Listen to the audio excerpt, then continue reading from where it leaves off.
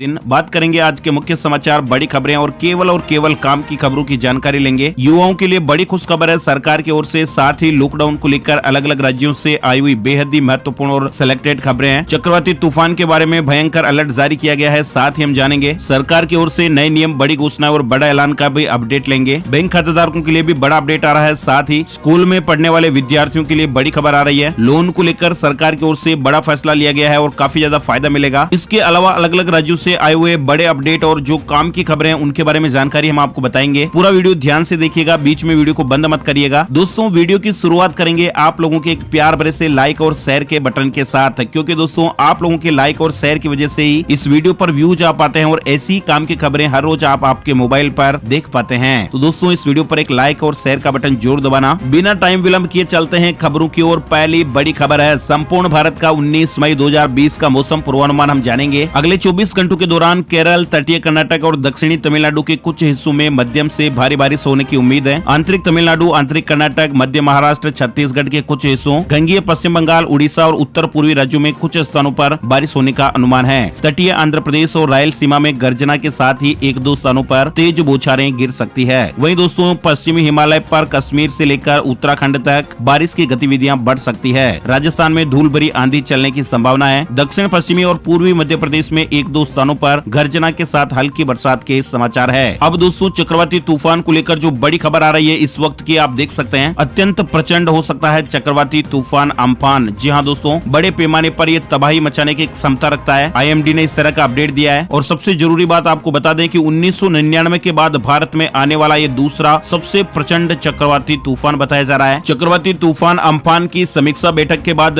PM Modi ji ने भी कहा है, सभी की सुरक्षा के लिए मैं प्रार्थना करता हूँ। दरअसल चक्रवाती तूफान अम्फान जो है वो सोमवार को प्रचंड चक्रवाती तूफान में तब्दील हो गया है, यानी दोस्तों सुपर साइक्लोन में ये बदल गया है। और इसको लेकर मौसम विभाग ने 5 राज्यों के लिए अलर्ट जारी किया है। 21 मई तक भारी बारिश की चेतावनी दी है। 220 किलोमीटर प्रति घंटे की रफ्तार से हवाएं चल सकती है। उड़ीसा, पश्चिम बंगाल में तूफान का अलर्ट जारी हो गया है। साथ ही असम, मेघालय और सिक्किम में भी भारी बारिश की चेतावनी जारी की गई है। चक्रवाती तूफान के चलते मौसम विभाग ने अगले 4 दिनों तक बारिश की चेतावनी जारी की है। प्रचंड तूफान अम्फान 20 मई को तट पर पहुंचने का अनुमान है और इसे अत्यधिक गंभीरता से लिया जा रहा है। NDRF के महानिदेशक SN प्रधान ने कहा है कि आने वाला जो ये तूफान है वो काफी ज्यादा प्रचंड है। 1999 के बाद दूसरी बार महाचक्रवात श्रेणी का ये एक तूफान है और उड़ीसा के तट से टकराने वाला है। 1999 का जो महाचक्रवात आया था वो भी बेहद जानलेवा था और अनुमान है कि तट पर आने के दौरान इसका प्रभाव भी फोनी चक्रवात जैसा होगा। केंद्र सरकार ने भी इस तूफान को काफी गंभीरता से लिया है। महानिदेशक ने कहा कि हमने इससे प्रभावित होने वाले राज्यों उड़ीसा और पश्चिम बंगाल से अनुरोध किया है कि वे समुचित कदम उठाएं। साथ ही NDRF ने इन दोनों राज्यों में कुल 37 टीमें तैनात की हैं। पश्चिम बंगाल के तटवर्ती जिलों में 19 और 20 मई को बहुत भारी बारिश होने का अनुमान है। साथ ही ये भी खबर आ रही है कि चक्रवाती तूफान के कारण भुवनेश्वर से नई दिल्ली और नई दिल्ली से भुवनेश्वर के बीच चलाई जा रही स्पेशल राजधानी का रास्ता बदल दिया गया है और ये फैसला अगले 4 दिनों तक तूफान के गुजर जाने तक लागू रहेगा। मौसम की जानकारी के बाद दोस्तों बात कर लेते हैं वायरस को लेकर देश और दुनिया में क्या अपडेट चल रहा है। तो सबसे पहले हम भारत की बात करेंगे। 55 दिनों से जारी लॉकडाउन के बावजूद भी संक्रमित लोगों का जो आंकड़ा है वो रुकने का नाम नहीं ले रहा है। भारत में इस वायरस से संक्रमित लोगों की संख्या 1,11,000 बताई जा रही है और इस तरह से 1 लाख केस पार करने वाला भारत विश्व का 11वां देश बन गया है। साथ ही आपको बता दें कि देश में अब तक इस वायरस की वजह से 3029 लोगों की जान चली गई है और 36,000 से ज्यादा लोग इस बीमारी से ठीक हो चुके हैं। वहीं बता दें आपको, महाराष्ट्र देश में सबसे ज्यादा प्रभावित राज्य है और यहाँ पर संक्रमित लोगों की संख्या 35,058 बताई जा रही है। वहीं मुंबई में संक्रमित लोगों की संख्या 21,335 तक पहुँच गई है। महाराष्ट्र के बाद गुजरात का नंबर आता है और यहाँ पर करीब 12,000 लोग संक्रमित हैं। वहीं दोस्तों राजधानी दिल्ली में भी संक्रमित लोगों की संख्या 10,000 के पार जा चुकी है। अब दोस्तों बात करते हैं दुनिया में वायरस को लेकर क्या अपडेट चल रहा है। दुनिया भर में इस वायरस से अब तक 48,56,183 लोग संक्रमित हो चुके हैं। वहीं 18,88,116 मरीज ठीक हुए हैं। इसके अलावा 3,18,375 लोगों की जान जा चुकी है। अमेरिका में 15,35,123 लोग संक्रमित है। 91,306 लोगों की जान जा चुकी है। साथ ही बड़ी खबर है, जी मीडिया के 28 कर्मचारी वायरस से पॉजिटिव पाए गए हैं। जी मीडिया ने सोमवार को इस तरह की जानकारी दी है। अब दोस्तों खबरों का सिलसिला आगे बढ़ाते हैं, पूरा वीडियो ध्यान से देखिएगा। कोरोना पर विश्व स्वास्थ्य सभा की बैठक में सोमवार को भारत समेत 120 से अधिक देशों ने ड्राफ्ट प्रस्ताव में वायरस पर जांच की मांग की है। बैठक में चीन ने भी बचाव किया और कहा कि वायरस सीमाओं को नहीं पहचानता। चीन की तरफ से चीनी राष्ट्रपति शी जिनपिंग ने हिस्सा लिया था। वहीं आप देख सकते हैं WHO असेंबली में जिनपिंग ने कहा कोविड-19 की जांच को तैयार, दुनिया को वैक्सीन देने का भी वादा किया है। चीन ने कहा कि जब ये वैक्सीन बनकर तैयार हो जाएगा तो हम दूसरे देशों को सप्लाई करेंगे। अगली बड़ी खबर दोस्तों, स्वास्थ्य मंत्रालय ने कहा है कि 1 या 2 मामलों पर दफ्तर की पूरी इमारत बंद करने की जरूरत नहीं है। स्वास्थ्य मंत्रालय ने इसको लेकर अपडेट जारी कर दिया है। देश में लॉकडाउन 4 लागू हो गया है। मंत्रालय ने कहा कि किसी भी दफ्तर में कोविड-19 के 1 या 2 मामले सामने आ जाते हैं तो पूरी इमारत को बंद करने की जरूरत नहीं है। निर्देशों के तहत कार्यालय को संक्रमण मुक्त कर लेने के बाद काम को फिर से बहाल किया जा सकता है। बड़ी खबर है, लॉकडाउन में पास को लेकर देश भर के लिए मिलेगा ई पास। केंद्र सरकार ने एक वेबसाइट लॉन्च की है। लॉकडाउन 4 18 मई से 31 मई तक चलेगा और इस बार थोड़ी सी ढील दी गई है। अब सरकार ने देश भर में ट्रेवल पास के लिए अप्लाई करने के लिए एक वेबसाइट लॉन्च कर दी है, जहां पर देश भर के अलग अलग राज्यों में यात्रा करने के लिए ई परमिट के लिए अप्लाई किया जा सकता है। ये वेबसाइट आप स्क्रीन पर देख सकते हैं। अभी तक इस वेबसाइट पर 17 राज्यों के ई परमिट के लिए अप्लाई किया जा सकता है। अगली बड़ी खबर कर्मचारियों के काम करने को लेकर है। केंद्र सरकार ने कर्मचारियों के लिए शिफ्ट में काम करने के निर्देश दिए हैं। खबर है कि करीब 48 लाख कर्मचारी 3 पारियों में काम करेंगे और खास बात यह है कि सभी कर्मी अपनी उपस्थिति बायोमेट्रिक सिस्टम पर नहीं लगाएंगे, सादे रजिस्टर पर अपने हस्ताक्षर करेंगे। केंद्र सरकार के सभी मंत्रालयों और विभागों में डिप्टी सेक्रेटरी और इससे ऊपर वाले सभी अधिकारी रोजाना कार्यालय में आएंगे और इससे नीचे के पदों वाले स्टाफ के लिए विभागाध्यक्ष एक रोस्टर तैयार करेंगे। रूपरेखा रहेगी कि प्रत्येक वैकल्पिक कार्य दिवस पर कम से कम 50% स्टाफ दफ्तर में मौजूद रहेगा। साथ ही कर्मचारियों को मोबाइल फोन चालू रखना होगा। पारी का समय वगैरह भी आप यहाँ पर देख सकते हैं। बड़ी खबर, वायरस की जांच को लेकर दिशा निर्देशों में अपडेट हुआ है। आईसीएमआर ने टेस्ट रणनीति में बदलाव किया है, यानी अब वायरस की जांच किन लोगों के लिए जरूरी होगी, किन के लिए नहीं होगी, इसको लेकर गाइडलाइन आ गई है। नई गाइडलाइंस को आप इस तरह से यहाँ समझ सकते हैं। 9 तरह के आपको ये बिंदु बताए गए हैं। इस वीडियो को थोड़ा सा रोक करके अगर आप ये जानकारी लेना चाहते हैं तो आसानी से ले सकते हैं। अच्छा, बड़ी खबर है दोस्तों, रिजर्व बैंक 3 महीने के लिए बढ़ा सकता है लोन रीपेमेंट में छूट। इस तरह की रिपोर्ट चल रही है, मीडिया में ऐसी खबर चल रही है। देश भर में लॉकडाउन 4 बढ़ने के बाद एक बार फिर लोन रीपेमेंट यानी मोरेटोरियम को 3 महीने के लिए बढ़ाया जा सकता है। एसबीआई रिसर्च रिपोर्ट में इस तरह की संभावना जताई गई है। रिपोर्ट में कहा गया है कि अगर आरबीआई ये फैसला लेता है तो इसका मतलब होगा कि 31 अगस्त 2020 तक कंपनियों को रीपेमेंट करने से छूट मिल सकेगी, क्योंकि लॉकडाउन में भी समय में बढ़ोतरी हो गई है तो ऐसे में लोन वालों को राहत मिल सकती है। बड़ी खबर है, पीएम मोदी जी 31 मई को करेंगे मन की बात। ट्वीट करके उन्होंने कहा है आपके सुझावों का इंतजार रहेगा। वायरस संकट काल में प्रधानमंत्री माननीय नरेंद्र मोदी जी इस महीने की 31 तारीख को यानी 31 मई को अपने मासिक कार्यक्रम मन की बात में देशवासियों को संबोधित करेंगे। प्रधानमंत्री जी ने 31 मई को प्रसारित किए जाने वाले इस रेडियो कार्यक्रम में शामिल किए जाने के लिए जनता से सुझाव मांगे हैं। अगली बड़ी खबर, दिल्ली में लॉकडाउन में छूट मिलेगी। देश की राजधानी में अब सारी दुकानें खुलेगी, कैब और ऑटो चलेंगे, साथ ही बस में एक बार में सिर्फ 20 लोग ही बैठ सकेंगे। दिल्ली में सारी दुकानें और इंडस्ट्री खोलने का आदेश दिया गया है। रेस्टोरेंट खुलेंगे लेकिन होम डिलीवरी का ऑप्शन होगा, रेस्टोरेंट में बैठकर खाना नहीं खा पाएंगे। ऑटो रिक्शा, कैब और ई रिक्शा चलाने की अनुमति होगी, एक सवारी ही बैठ पाएगी। बस चलाने की अनुमति है, एक बार में 20 सवारी ले जा सकेंगे। बस को बार बार सैनिटाइज करना होगा। साथ ही शाम 7 से सुबह 7 बजे तक घर से बाहर निकलने पर पाबंदी जारी रहेगी। और बाकी जो बंदिशें हैं वो तो आपको मालूम ही है, स्कूल, कॉलेज, कोचिंग संस्थान, मॉल वगैरह ये सब बंद रहेंगे। मेट्रो ट्रेनें भी फिलहाल नहीं चलेगी, साथ ही स्पा और सैलून भी बंद रहेंगे। अच्छा, अगली बड़ी खबर में देख सकते हैं, बिहार ने दी हर दिन 50 श्रमिक स्पेशल ट्रेनों को अनुमति। बिहार के साथ ही उत्तर प्रदेश ने भी श्रमिक स्पेशल ट्रेनों को अनुमति दी है। रेल मंत्री पीयूष गोयल ने सोमवार को कहा है कि बिहार ने प्रतिदिन 50 श्रमिक स्पेशल ट्रेनों को अनुमति देने की प्रतिबद्धता जाहिर की है। वहीं दोस्तों बड़ी खबर आ रही है केनरा बैंक को लेकर। केनरा बैंक ने एक स्पेशल गोल्ड लोन स्कीम की शुरुआत की है और कम ब्याज दर के साथ 30 जून तक आप इससे फायदा ले सकते हैं। बैंक का कहना है कि उसने कम ब्याज दर में सरल और सहज प्रक्रिया के साथ में गोल्ड लोन की सुविधा की शुरुआत की है। 30 जून 2020 तक विशेष गोल्ड लोन मुहिम शुरू की गई है और इस पर ब्याज दर 7.85% सालाना रहेगी। कृषि समेत अन्य कार्यों के लिए भी लोन लिया जा सकेगा। वहीं बड़ी खबर अपडेट, राजस्थान में लॉकडाउन फेज 4 की नई गाइडलाइंस जारी की गई है। राज्य सरकार ने सोमवार शाम को लॉकडाउन 4 को लेकर गाइडलाइन जारी कर दी। शाम 7 से सुबह 7 बजे तक कर्फ्यू रहेगा। इसके अलावा जो मेन अपडेट है वो ये है कि सैलून और ब्यूटी पार्लर खुल सकेंगे, लेकिन वो शर्तों के साथ खुलेंगे। शादी समारोह के लिए एसडीएम को पूर्व लिखित सूचना देना जरूरी होगा। पान मसाला, गुटखा, तंबाकू ये पूरी तरह से बंद रहेंगे, रोक रहेगी इनके ऊपर। इसके अलावा शॉपिंग मॉल, स्कूल, शैक्षणिक, धार्मिक स्थल ये सब बंद रहेंगे। ऑफिस, कार्यालय और फैक्ट्रियां 6 बजे से पहले बंद कर दी जाएगी। बड़ी दुकानों में 5 से ज्यादा और छोटी दुकानों में 2 से ज्यादा व्यक्ति अंदर नहीं रहेंगे। सभी लोग मास्क पहनेंगे और विस्तार से जानकारी आप यहाँ पर देख सकते हैं। अच्छा, अगली बड़ी खबर, उत्तर प्रदेश सरकार ने भी नई गाइडलाइन जारी कर दी है।